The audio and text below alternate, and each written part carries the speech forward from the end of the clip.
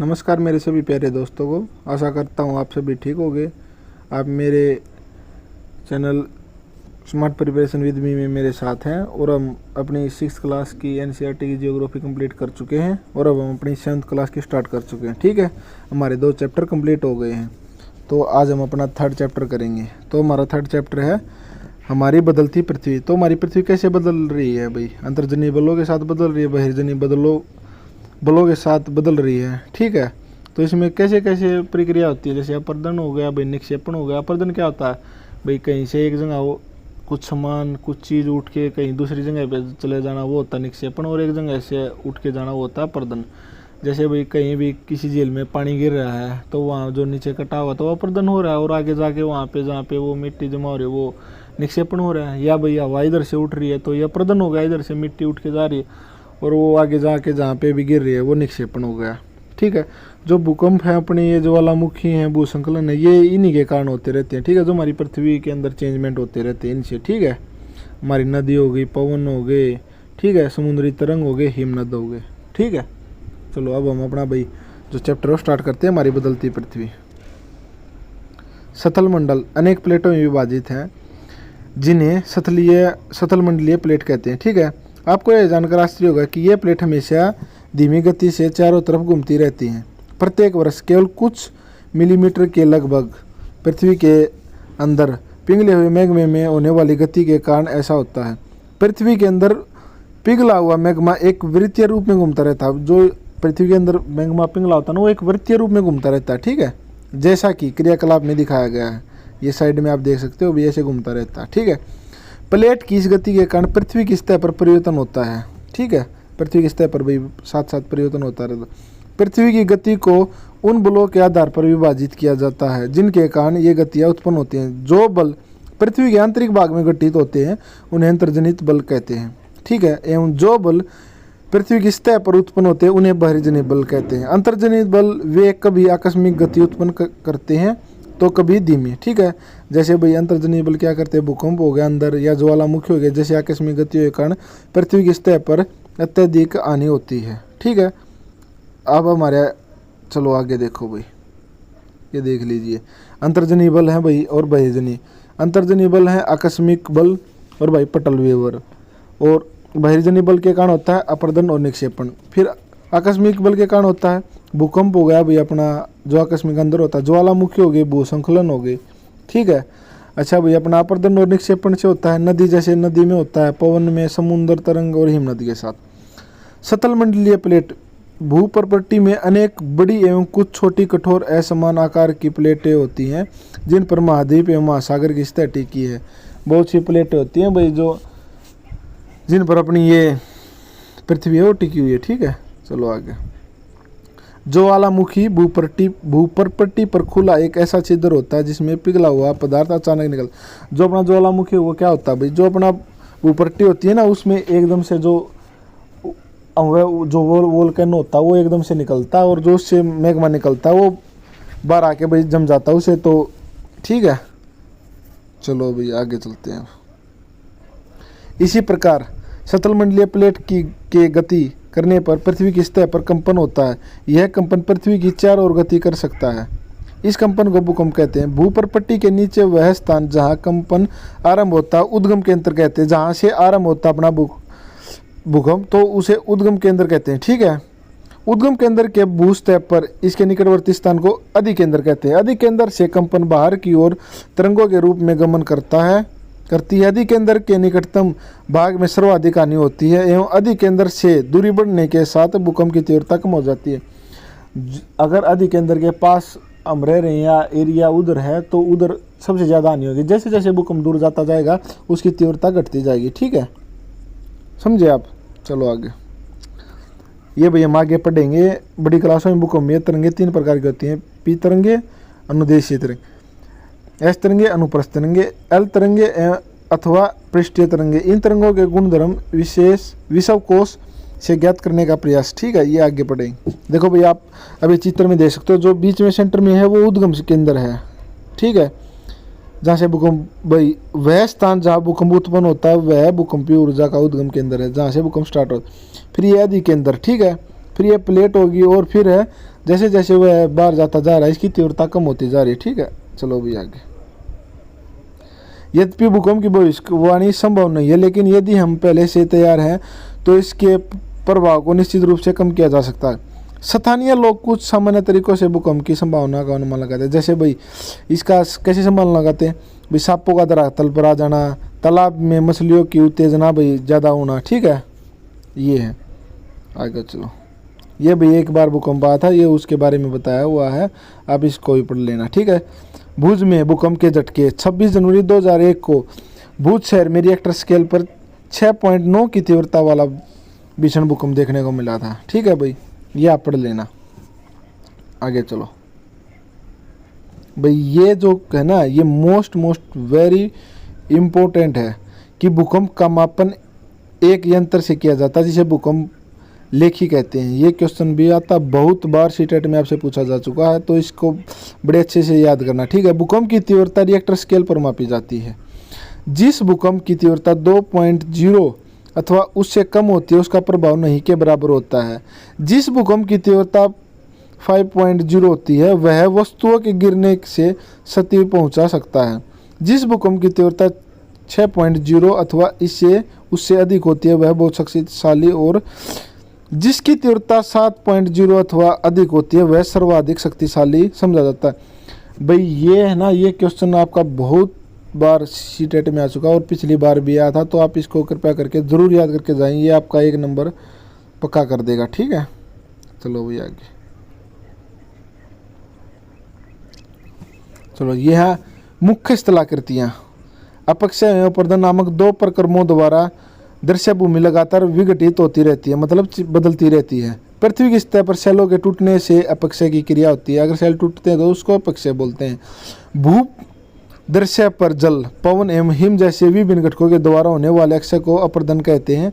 वायु, जल आदि अपर्दित पदार्थ को एक स्थान से दूसरे स्थान पर ले जाते हैं और फलस्वरूप एक स्थान पर निक्षेपित करते हैं। अपर्दन एवं निक्षेपण के ये प्रक्रम पृथ्वी के धरातल पर विभिन्न स्थलाकृतियों, जो अपर्दन और निक्षेपण है ना, पृथ्वी पर विभिन्न जो स्थलाकृतियाँ उनका निर्माण करते हैं, और जो पहले अपर्दन होगा फिर वो उसके बाद निक्षेप हो जाएगा। ठीक है, चलो अब क्या आप जानते हैं, इसे एक इम्पोर्टेंट पूछ लेते हैं। ये क्वेश्चन भी भाई बहुत बार सीटेट में पूछा गया, जो ब्लू टिक में, ये आप इनको कृपया करके ज़्यादा हाईलाइट करके पढ़ के जाएं, ये हर बार एग्जाम में आता है। ठीक है, विश्व में हजारों छोटे छोटे जलप्रपात, सबसे ऊंचा जलप्रपात दक्षिणी अमेरिका के वेनेजुएला का एंजल जलप्रपात है। अन्य जलप्रपात उत्तर अमेरिका में कनाडा तथा संयुक्त राज्य अमेरिका की सीमा पर स्थित नियाग्रा जलप्रपात है, और अफ्रीका में जाबिया या एवं जिम्बाब्वे की सीमा पर स्थित विक्टोरिया जलप्रपात है। भाई यही पूछ लिया जाता है, विश्व में हजारों छोटे छोटे जलप्रपात, सबसे ऊंचा जलप्रपात कौन सा?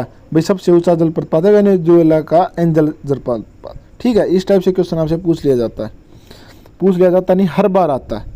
नदी के कार्य, नदी के जल से दृश्य भूमि पर का अपर्दन होता है। जब नदी किसी खड़े ढाल वाले स्थान से अत्यधिक कठोर शैल या खड़े ढाल वाली घाटी में गिरती है तो यह जलप्रपात बन जाता है। ठीक है, ये देखो आगे, जैसे कठोर शैल है, फिर जल की शक्ति द्वारा काटे गए मृद शैल, जैसे ऊपर से जल गिरेगा तो ये उधर अपर्दन कर देगा। ठीक है, उस जगह को काट देगा। ठीक है, चलो साथ साथ भाई जैसे मैं बोलता रहूँगा, साथ साथ आप ग्राफ को भी, जो ये इधर है पिक्चर, इसको देखते रहना और अपने ये इसको भी समझते रहना।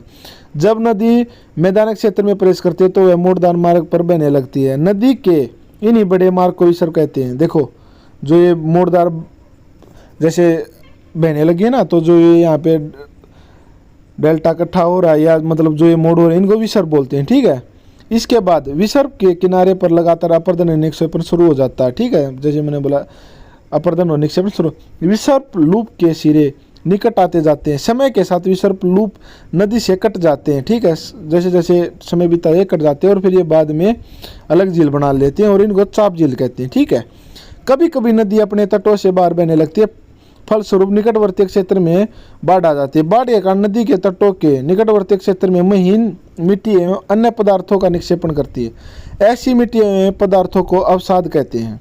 ठीक है, इससे समतल उपजाऊ बाढ़ग्रस्त मैदान का निर्माण होता है। नदी के उत्तरी तटों को तटबंध कहते हैं। ठीक है, जो साइड में से आप देख रहे होगे ना, ये उठे हुए तट को इनको तटबंध कहते हैं।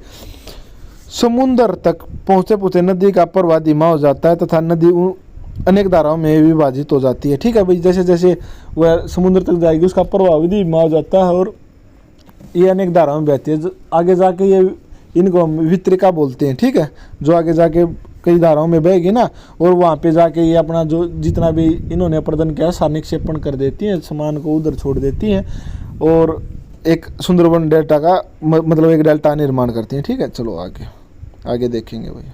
ये देखो हो जाती है जिनको वितरिका कहा जाता है। यहाँ नदी इतनी धीमी हो जाती है कि वह अपने साथ लाए मलबे का निक्षेपण करने लगती है। प्रत्येक वितरिका अपने मुहाने का निर्माण करती है।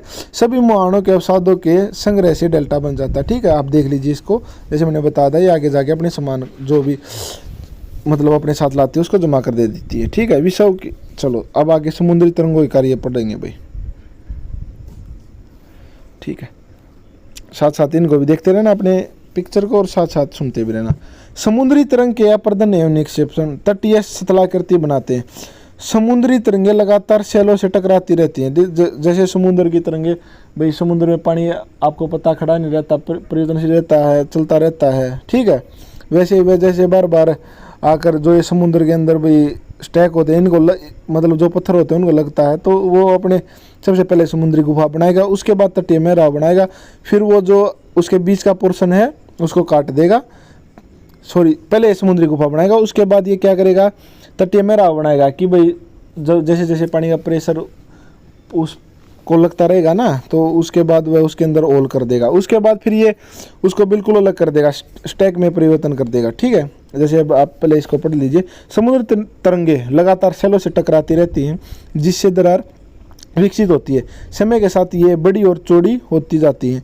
इनको समुद्री गुफा कहते हैं। इन गुफाओं के बड़े होते जाने पर इनमें केवल छत ही बचती है। ठीक है, जिससे तटीय मेहराब बनते हैं। लगातार अपर्दन छत को भी तोड़ देती है और केवल दीवार बचती हैं। दीवार जैसी इन आकृतियों को स्टैक कहते हैं।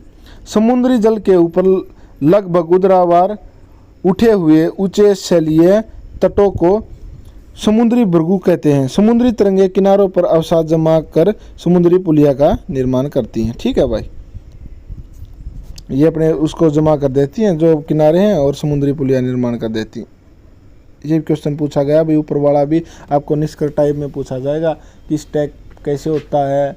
ठीक है, तटीय मेहराब कैसे होता है। अब चलो भाई हिमनद के कार्य। हिमनद के कार्य देख, हिमनद अथवा हिमानी बर्फ की नदियाँ होती हैं। हिमनद अपने नीचे की कठोर चट्टानों से गोलाश्मी मिट्टी और पत्थरों को अपरदित कर देती है और गोलाश्मी मिट्टी में पत्थरों से भूदृश्य का प्रदान करती है। ठीक है, ये नीचे से जो इनकी मिट्टी है ना उसमें कटा हो जाता है। हिमनद गहरे गर्तों का निर्माण करती है।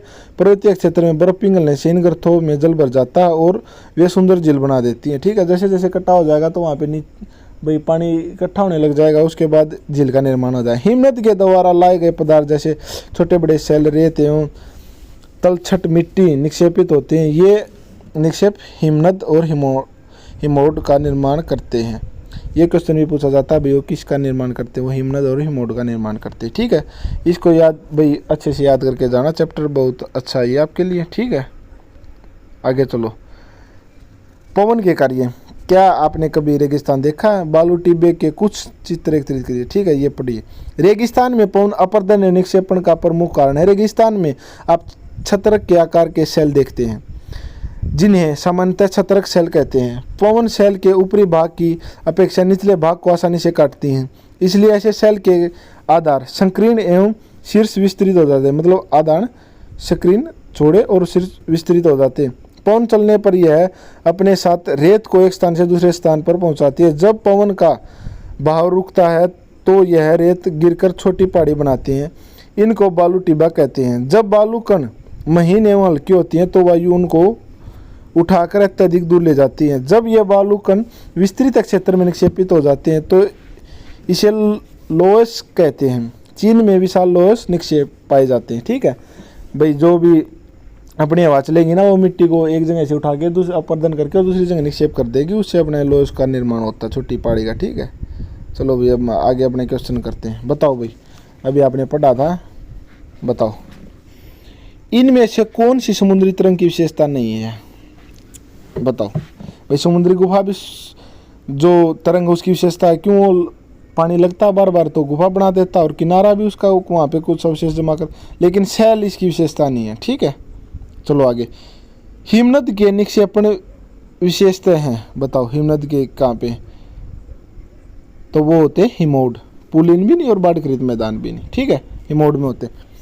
पृथ्वी की आकस्मिक गतियों के कारण कौन सी घटना होती है, बताओ भाई। आकस्मिक, पहले तो ये बताओ आकस्मिक क्या होती है। आकस्मिक होती है अंदर की, ठीक है, और बहिर्जनित होती है बाहर की। तो आकस्मिक होती है अंदर की, तो अंदर की क्या होती है बताओ। अंदर की है ज्वालामुखी। ठीक है, छत्रक शैल पाए जाते हैं, अभी किया था, छत्रक शैल पाए जाते हैं नई नदी घाटी में और नई हिमनद। छत्रक शैल पाए जाते हैं रेगिस्तान में, अभी सबसे लास्ट में पढ़ा हमने।